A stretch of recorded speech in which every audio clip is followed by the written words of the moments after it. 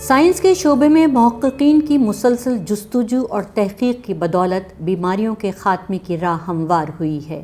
بیماریوں پر قابو پانے کے لیے مختلف سطحوں پر کام ہو رہا ہے، جیسا کہ موروثی اعصابی بیماریاں جن میں اٹیکسیا، سیریبرل پالسی اور میگی کی بیماری شامل ہے، جو نسل در نسل منتقل ہو جاتی ہے۔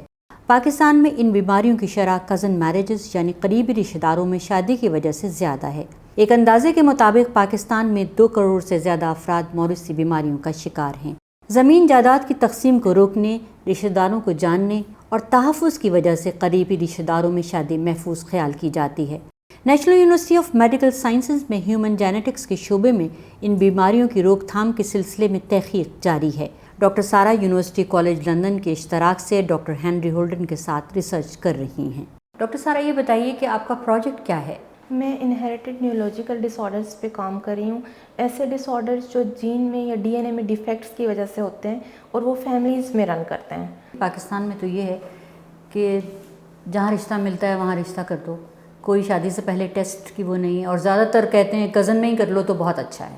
بس ہمارے سوشل اس طرح کا سیٹ اپ اس طرح کا ہے، لیکن لوگوں میں اویئرنیس بھی نہیں ہے، لٹریسی ریٹ بھی کم ہے، تو میرے خیال میں اویئرنیس کی بہت زیادہ ضرورت ہے۔ اس کے بعد پھر ڈائگنوسس کی بات آتی ہے، پہلے تو اس کی ریکرنس کو روکنے کے لیے اویئرنیس سٹارٹ کی جائے۔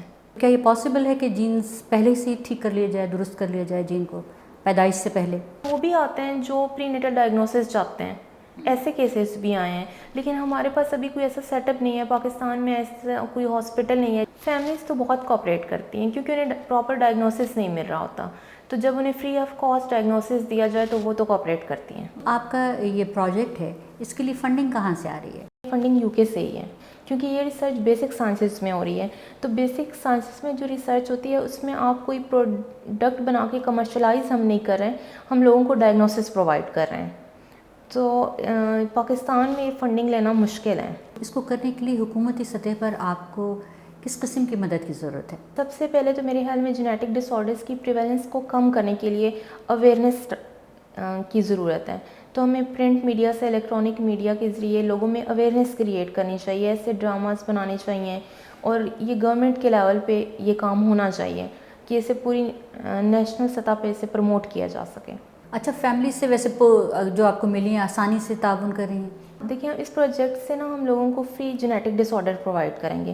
پاکستان میں جینیٹک ٹیسٹنگ کی لیبس بہت کم ہیں اور اس فیلڈ میں کام کم ہو رہا ہے، تو پیشنٹ کا سب سے بڑا بینیفٹ یہی ہوگا کہ انہیں free of cost genetic diagnosis مل جائے گا۔ یہ ہے کہ پبلک سیکٹر ہاسپٹلس میں ہم اپنے اسٹوڈنٹس کو بھیجتے ہیں، اس کے علاوہ ہم نے سوشل میڈیاز میں جس طرح سے میسیجز کیے ہوئے ہیں، تو اس سے جب لوگ سنتے ہیں تو وہ خود ہی ہم سے رابطہ کر لیتے ہیں۔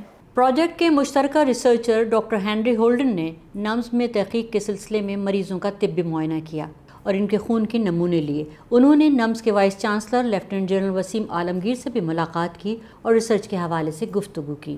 اس موقع پر ڈاکٹر ہولڈن کو شیلڈ بھی پیش کی گئی۔ ملک میں مصلحتاً یا روایتاً خاندان میں شادیوں کو بہتر سمجھا جاتا ہے، جبکہ بہتر جین اور موروثی بیماریوں کے پھیلاؤ کو روکنے کے لیے ضروری ہے کہ خاندان کے باہر رشتے کریں۔ اس سلسلے میں آگہی مہم ہر سطح پر چلانے کی ضرورت ہے۔